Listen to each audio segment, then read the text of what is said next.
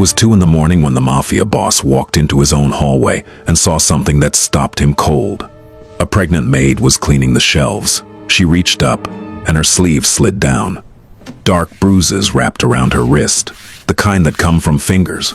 He almost looked away, but then he saw her face, a small scar above her left eyebrow. He knew that scar. He'd been standing 3 feet away the day she got it, when they were 9 years old. She was his childhood friend, the one who disappeared 17 years ago, and she had no idea he recognized her. The house was quiet at 2:30 in the morning. Callum Brennan stood in the foyer of his estate, rolling his neck, loosening the tension that had settled into his shoulders over the course of a 14-hour day. The marble floors reflected the dim amber glow of the sconces along the hallway. Somewhere deep in the house, a clock ticked. The sound of water running through old pipes hummed faintly behind the walls. Outside, the October wind moved through the hedgerows with a low, steady murmur that pressed against the windows like something trying to get in. He dropped his keys on the entryway table and moved through the corridor toward the kitchen. He wasn't hungry. He just needed the silence of the house to press against him for a few minutes before sleep. His days were long and relentless. Meetings that were never called meetings, conversations in parked cars and back offices, the constant, exhausting work of holding together an organization that demanded precision and vigilance at every hour. That's when he saw her. A woman in a plain red uniform moved through the far end of the hallway, carrying a caddy of cleaning supplies. She was slight, her dark hair pulled back in a low knot. Even from 20 feet away, he could see the exhaustion in the slope of her shoulders. She moved carefully, like someone managing pain she didn't want anyone to notice. Her shoes were worn at the heels. The uniform hung loosely on her frame, except at her midsection, where the fabric pulled tight. She didn't see him. She reached up to wipe the top of a hallway shelf, and her sleeve slid down her forearm. Callum stopped walking. There were bruises around her wrist, not faint ones, dark, deliberate marks, the kind that come from fingers closing too hard, too many times. The pattern was unmistakable. 5 points of pressure, fading from purple to a sickly yellow at the edges. He stared. Something about her profile caught in the low light, the angle of her jaw, the way she tucked her chin when she concentrated.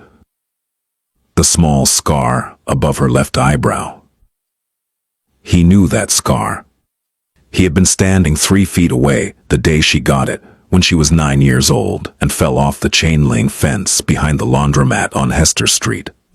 He had watched the blood run down her face and into her eye, and she had wiped it away with the back of her hand and told him she was fine.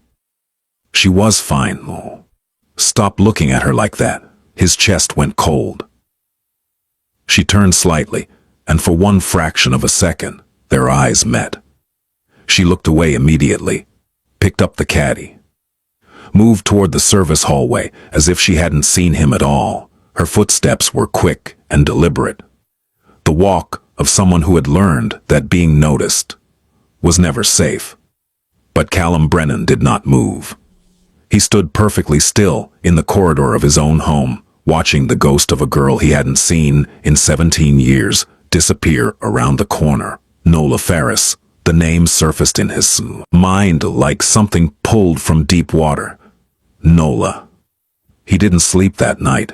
He sat on the edge of his bed in the dark, turning his phone over in his hands, staring at the wall.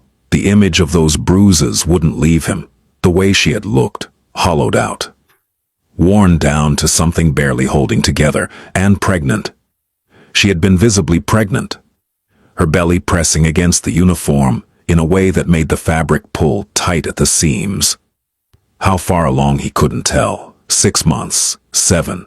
Enough that working a night shift on her feet, carrying supplies, reaching and bending and scrubbing was a cruelty in itself. Callum had not built what he built by being sentimental. He had come up from Hester Street with nothing. No father, a mother who worked double shifts at the fish packing plant until her hands cracked and bled. He had fought his way through every rung. The streets, the crews, the power struggles, the quiet wars of attrition that nobody outside the life ever saw. until his name carried weight that no one in 3 boroughs questioned. He had learned early that emotion was a vulnerability and that showing it could cost you everything. But the girl on Hester Street had been there before any of that. Before the money, before the fear, before the empire.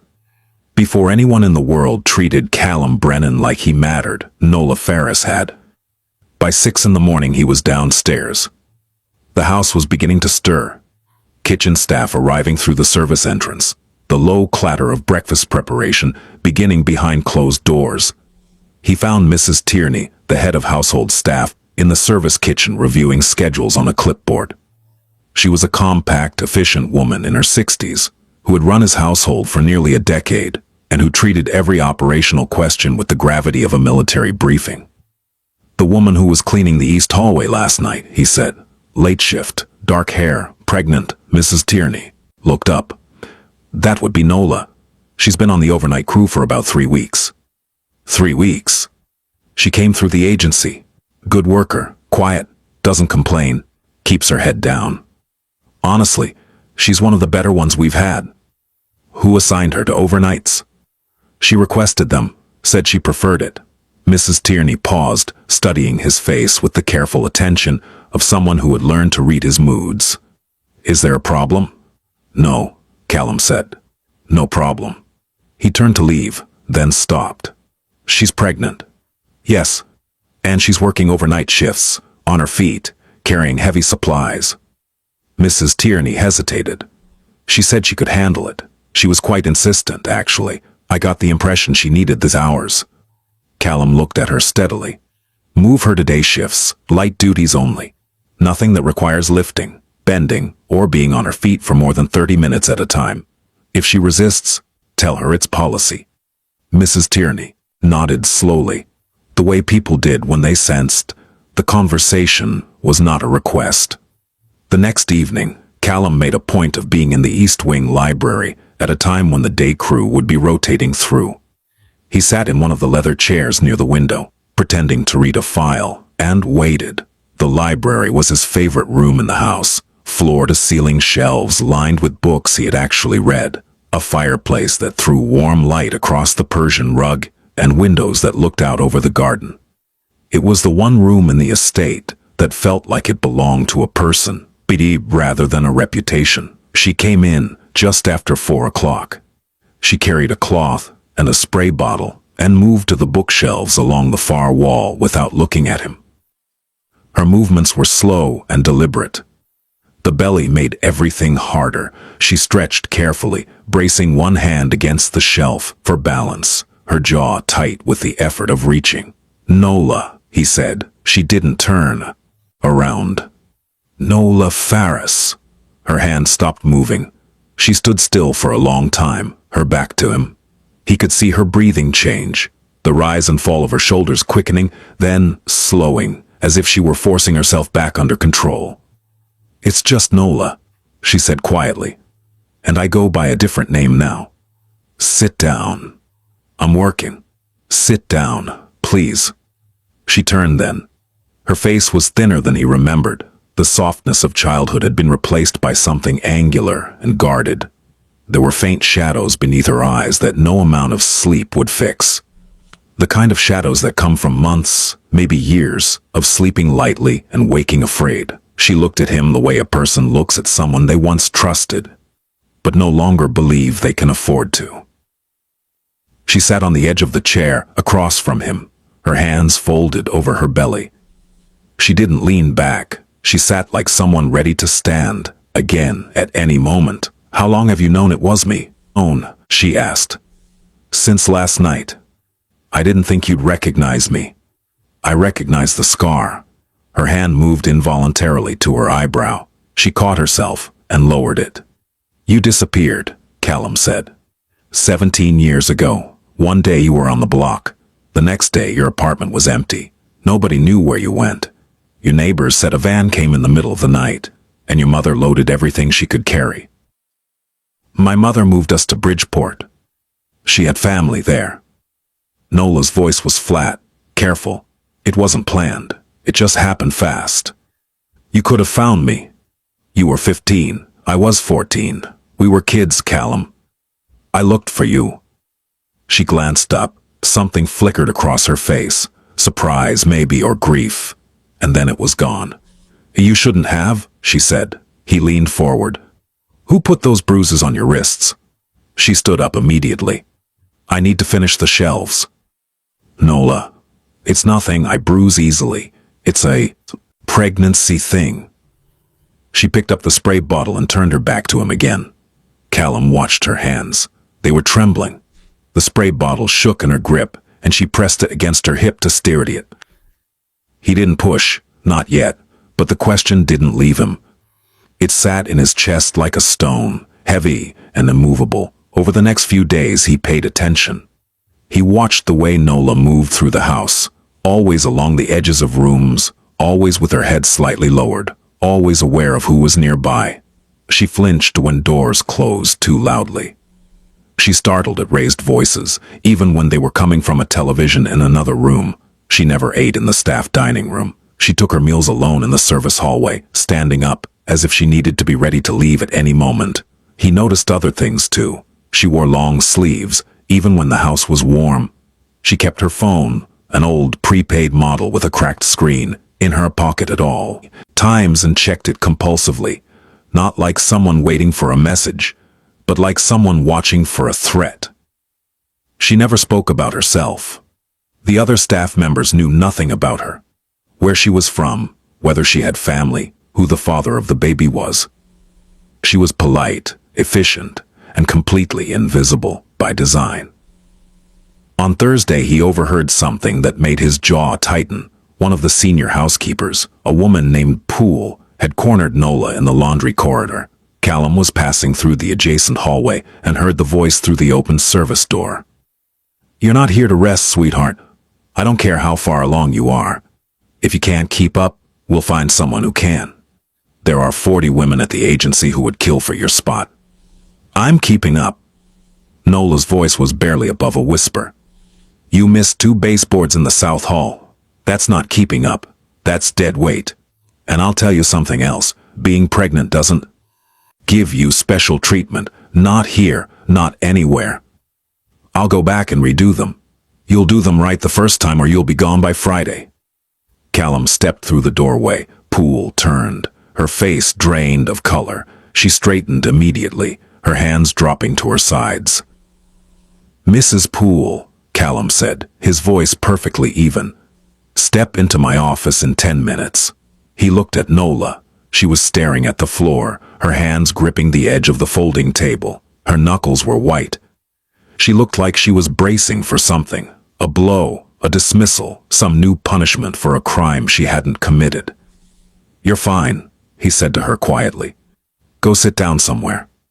Get something to eat. Poole was reassigned to a different property by the end of the day.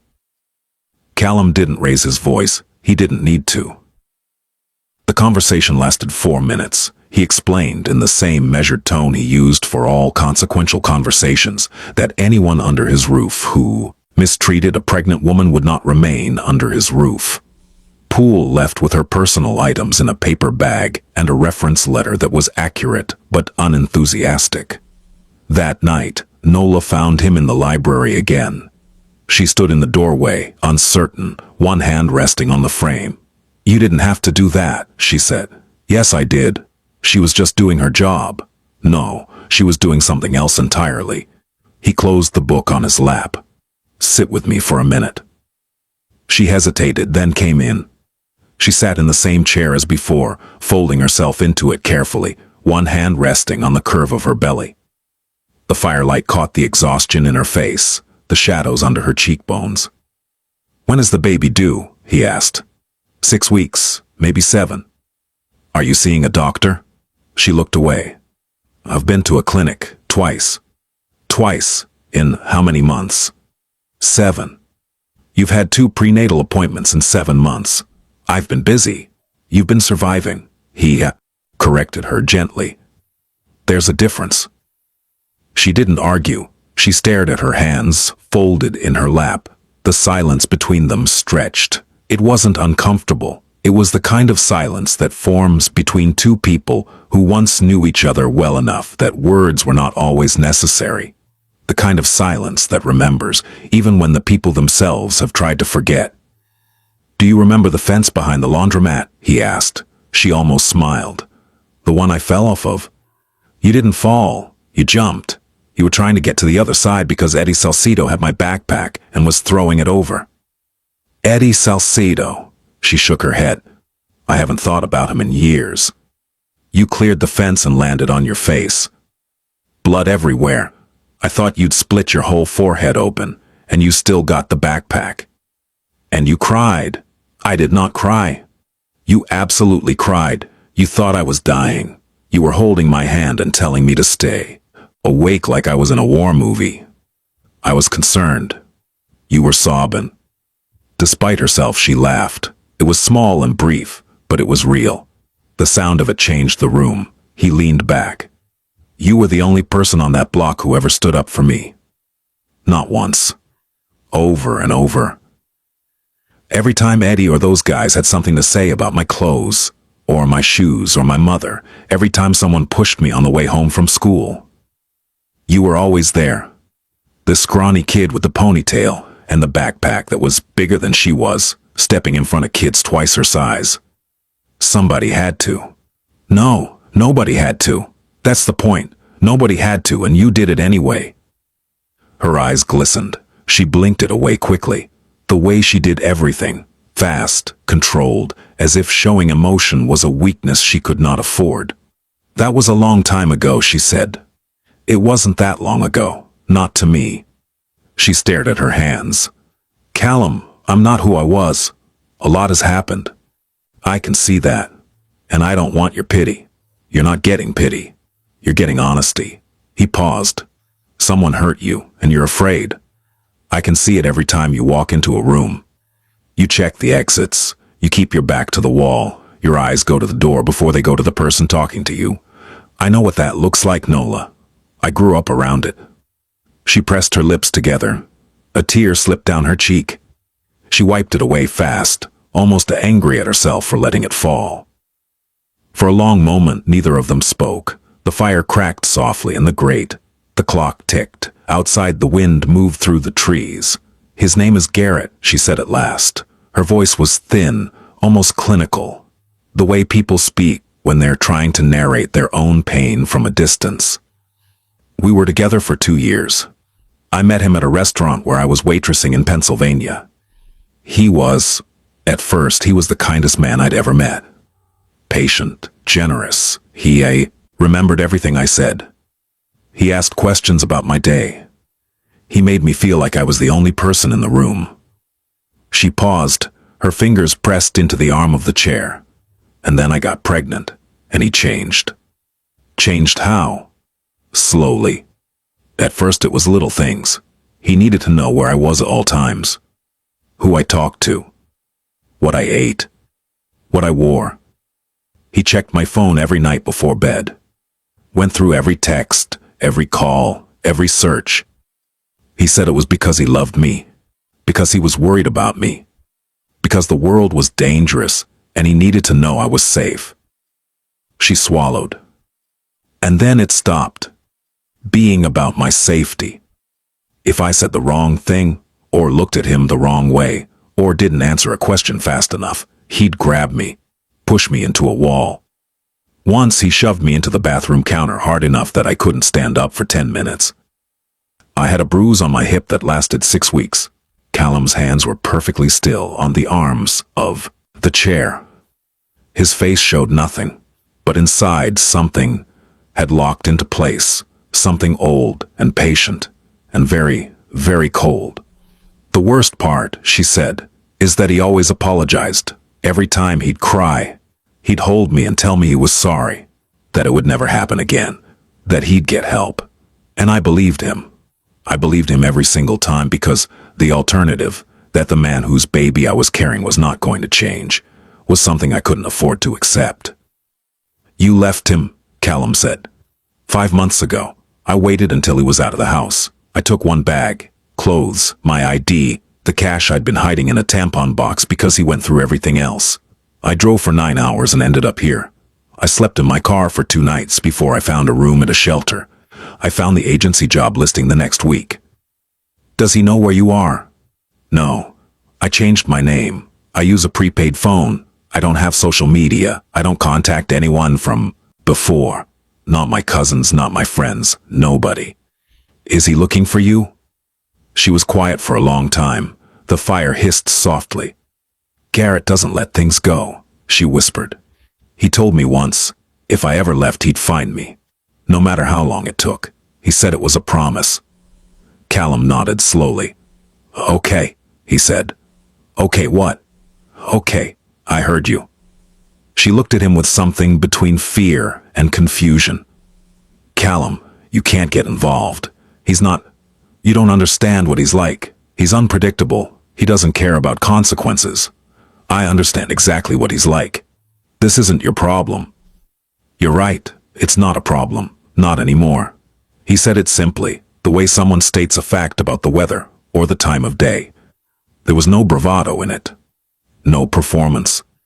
Just a quiet certainty that settled over the room like a change in air pressure. Nola opened her mouth to argue, then closed it. She looked at him, really looked at him, for the first time since she'd walked into this house. She saw the boy from Hester Street. Older. Harder. Carrying the weight of a world she didn't fully understand. But beneath all of it, the same steady eyes. The same stubborn, unshakable loyalty that had made a 15-year-old kid walk her home every night for 2 years, through a neighborhood where walking alone after dark was a gamble no one won consistently. She didn't say thank you. She couldn't. The word wasn't big enough. She just nodded once. And he nodded back. The next morning, Callum made 2 phone calls. The first was to Dr. Adana Osei, an obstetrician at Lenox Hill, who owed him a considerable favor and whose discretion was absolute. He arranged for Nola to be seen within the week. Full prenatal evaluation, blood work, ultrasound, nutritional assessment, everything. The second call was to a man named Sullivan, who handled the kind of research that didn't appear on any official database and who asked questions only when the answers would affect his methodology. Garrett Hale, Callum said. Probably mid-30s. Likely based in Pennsylvania or the Mid-Atlantic corridor. Domestic violence history, possibly unreported. I need everything. How deep? Bottom of the ocean. Sullivan didn't ask why. He never did. Within 48 hours the file arrived. It was 34 pages. Callum read it in his office with the door closed and a glass of water he didn't touch. Garrett Hale, 34, born in Allentown, Pennsylvania, employed intermittently, construction, warehouse work, a stint at an auto body shop that ended after a dispute with the owner, 2 prior girlfriends, both of whom had filed protection orders that were later withdrawn.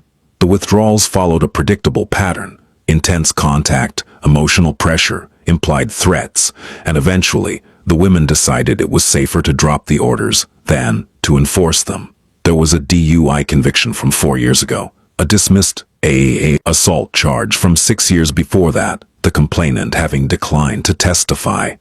A pattern that repeated itself like a broken clock. Violence, remorse, silence, violence again. He had no criminal record serious enough to keep him locked up. That was the sickness of it.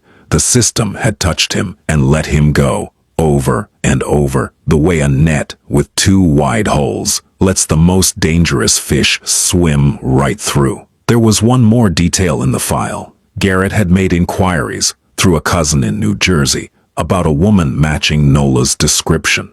The inquiries were recent, within the last 10 days. Callum closed the file. He sat still for a long time, his eyes fixed on the window where the October afternoon was turning the garden gold. Then he picked up the phone and called his head of security. I want 2 additional people on the property, he said. Plain clothes. 1 at the east gate. 1 rotating through the interior. I want cameras on every access point. Access. Checked and updated. And I want to know immediately, if anyone unfamiliar approaches within a mile of this house. He didn't tell Nola about the file.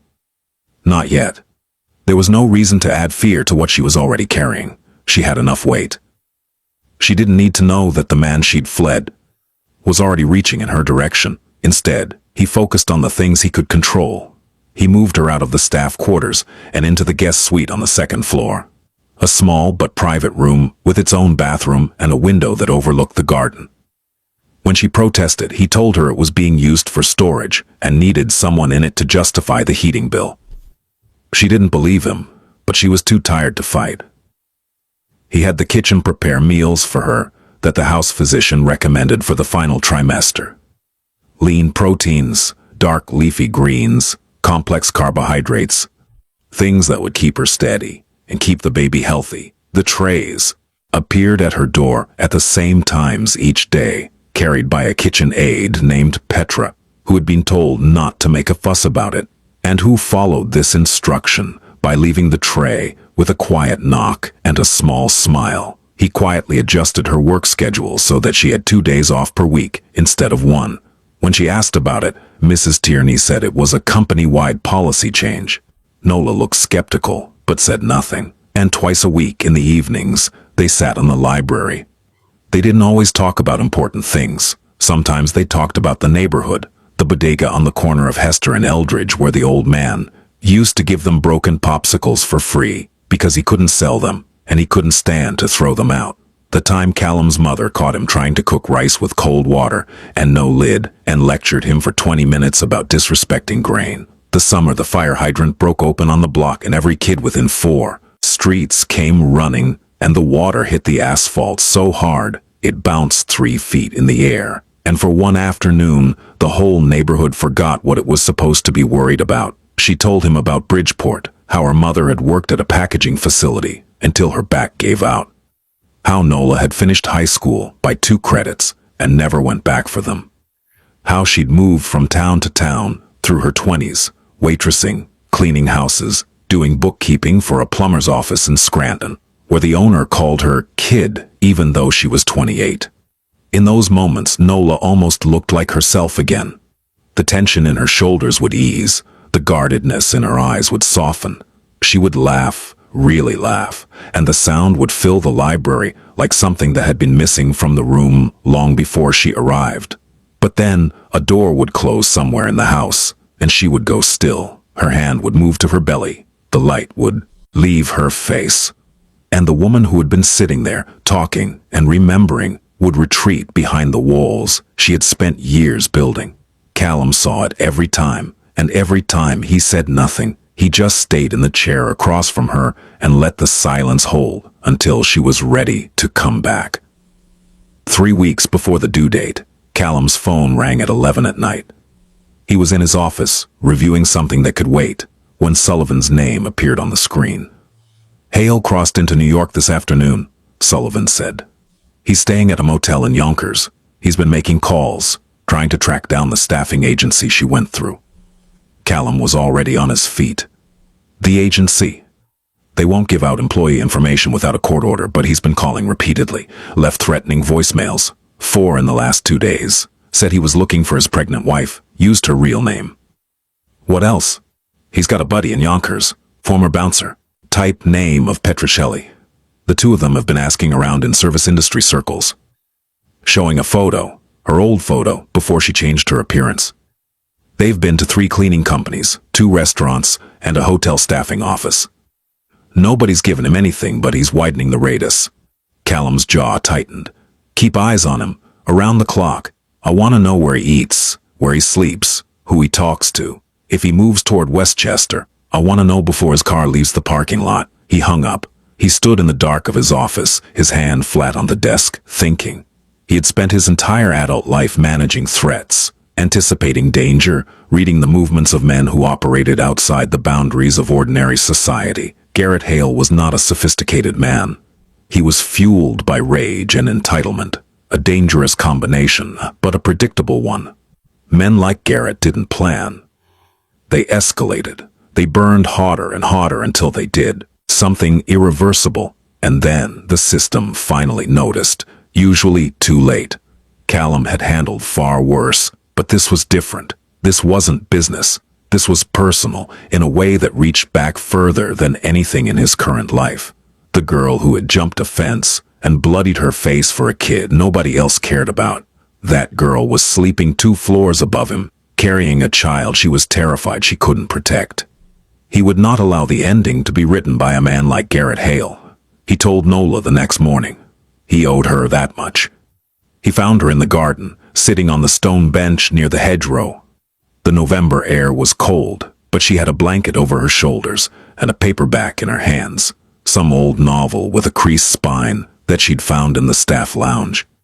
She looked up when she heard his footsteps on the gravel. He sat beside her on the bench and told her plainly. No softening, no evasion. Garrett was in New York. He was looking for her. Callum's people were watching him. He had not found her, and he would not find her. Nola's face went white. The book slid from her fingers and landed open on the ground. Her hands moved to her belly and pressed there as if she could shield the baby through her own skin. How? Her voice cracked. How did he find out I was in New York? He hasn't found you. He's casting a wide net, that's all. He's looking, but he doesn't know where you are, and he won't. He'll figure it out. He always figures it out. He found my cousin in Baltimore. He showed up at her job and waited in the parking lot for 3 hours. He left a note on her windshield. She moved 2 weeks later. This isn't Baltimore, and he's not dealing with your cousin. She looked at him with raw fear. Callum, you don't understand.